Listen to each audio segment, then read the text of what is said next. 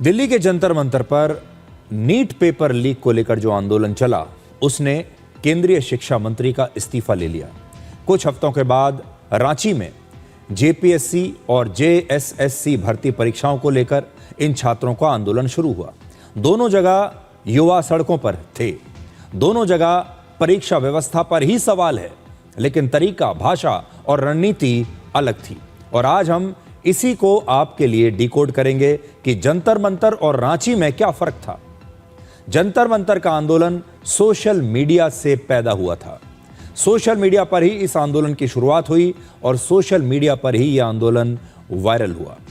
लेकिन रांची का यह आंदोलन सोशल मीडिया से नहीं, सड़क से शुरू हुआ। हालांकि यह आंदोलन भी सोशल मीडिया पर है, लेकिन इसकी रफ्तार और पहुंच सोशल मीडिया पर बहुत सीमित है। जंतर मंतर एक ऐसा आंदोलन है जिसकी राष्ट्रीय चर्चा हुई पूरे देश में, यह एक राष्ट्रीय मुद्दा बन गया। लेकिन रांची का जो आंदोलन है वो ऐसा लगता है कि बहुत समय तक ऑफलाइन रहा। पूरे देश में इसकी चर्चा नहीं हुई। झारखंड में जरूर इसकी चर्चा होती रही, लेकिन जिस प्रकार से चर्चा जंतर मंतर की हुई, वो चर्चा इसकी नहीं हुई। जंतर मंतर आंदोलन की रणनीति थी अभद्र और अश्लील भाषा में बनी रील्स और मीम्स, जिसमें पूरा विरोध प्रदर्शन कैमरे और सोशल मीडिया के आसपास इर्द गिर्द घूमता रहा। उन लोगों की पूरी कोशिश थी कि हम ऐसी भाषा का इस्तेमाल करें कि लोग देखकर सदमे में आ जाएं और लोगों का ध्यान हम कैसे अपनी तरफ खींचें। रांची में छात्रों ने किसी को कोई गाली नहीं दी, कोई अश्लील भाषा का प्रयोग नहीं किया, आपत्तिजनक टिप्पणी नहीं की, किसी के साथ गाली गलौच नहीं किया। इनके पोस्टर्स साधारण हैं, शालीन भाषा में हैं। विरोध करने का जो तरीका है वो भी सामान्य है, किसी को परेशान नहीं कर रहे, हिंसा पर उतारू नहीं है, आम जनता के लिए ट्रैफिक को रोक नहीं रहे हैं। जंतर मंतर का पूरा आंदोलन कॉकरोच पार्टी की टीम लीड कर रही थी, लेकिन उनका आंदोलन बाद में अपने मुद्दों से भटक गया था। जबकि रांची में छात्रों का विरोध ज्यादा पारंपरिक और संयमित था। यह देश के खिलाफ नहीं था, यह देश की सरकार के खिलाफ नहीं था, और विरोध करने के लिए ये अपनी भारतीय सेना का विरोध नहीं कर रहे थे। साधारण पोस्टर्स, सीधी भाषा और कोई बड़ा चेहरा नहीं। इन दोनों आंदोलनों में छात्रों का एक ही दर्द है, और वो है परीक्षा व्यवस्था पर भरोसा टूटना, परीक्षा व्यवस्था पर सवाल खड़े करना। एक आंदोलन में केंद्रीय मंत्री का इस्तीफा हो चुका है और दूसरे आंदोलन की लड़ाई अब भी जारी है।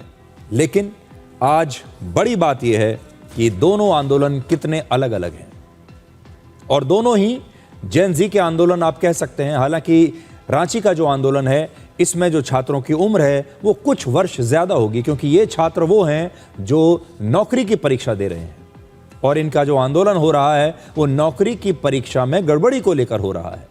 जंतर मंतर का आंदोलन थोड़े और छोटे बच्चों का था, वो नीट की परीक्षा को लेकर था। लेकिन दोनों में अंतर आप साफ तौर पर आज देख पाएंगे। चाहे हमारी राजनीतिक व्यवस्था हो, चाहे हमारा मीडिया हो, चाहे सोशल मीडिया हो, चाहे पुलिस के साथ टकराव हो, चाहे भाषा हो, हर चीज में आपके सामने आज ये दो अलग अलग केस स्टडीज हैं। लेकिन समान बात क्या है? मुद्दा एक है, परीक्षा व्यवस्था। मुद्दा एक है कि दोनों ही छात्र, दोनों ही जगहों पर ये भारत के छात्र हैं, दोनों ही हमारे बच्चे हैं, दोनों ही इस देश के नागरिक हैं, दोनों ही इसी देश में नौकरी करने के लिए ये जद्दोजहद कर रहे हैं। अब आपको ये बताते हैं कि छात्रों की क्या मांगे हैं और झारखंड सरकार उनकी कितनी मांगे अभी तक मान चुकी है। अब तक झारखंड सरकार ने झारखंड पब्लिक सर्विस कमीशन की 3 परीक्षाओं को रद्द करने का फैसला किया है, अपनी सहमति दे दी है कि भाई 3 परीक्षाएं हम रद्द कर देंगे। लेकिन इन छात्रों की सबसे बड़ी मांग एक और परीक्षा को लेकर है, और वो है झारखंड स्टाफ सिलेक्शन कमीशन की कंबाइंड ग्रेजुएट लेवल की परीक्षा। ये परीक्षा सितंबर 2024 में हुई थी, और छात्रों का आरोप है कि इस परीक्षा में बहुत गड़बड़ियां हुई और इसका रिजल्ट रद्द किया जाना चाहिए। इस समय सबसे बड़ा सवाल यही है। 3 परीक्षाएं रद्द होंगी, लेकिन इस चौथी और सबसे विवादित परीक्षा को रद्द कब किया जाएगा? इसके अलावा छात्रों ने इस पूरे मामले की सीबीआई जांच कराने की मांग की है। वो कहते हैं कि हमें राज्य सरकार के जांच पर भरोसा नहीं, सीबीआई की जांच होनी चाहिए। लेकिन झारखंड सरकार ये कहती है कि नहीं, हम इसकी जांच सीआईडी से करवाएंगे, सीबीआई से नहीं। अब ये छात्र कह रहे हैं कि वो पीछे नहीं हटेंगे और जब तक उनकी मांगें नहीं मानी जाएंगी तब तक वो यहीं रहेंगे, चाहे उनकी जान चली जाए। हेमंत सोरेन की सरकार का दावा है कि वो छात्रों की 98% मांगें मान चुके हैं, लेकिन छात्रों के मुताबिक सरकार उनकी 5% मांगों को भी मानने के लिए तैयार नहीं हुई है।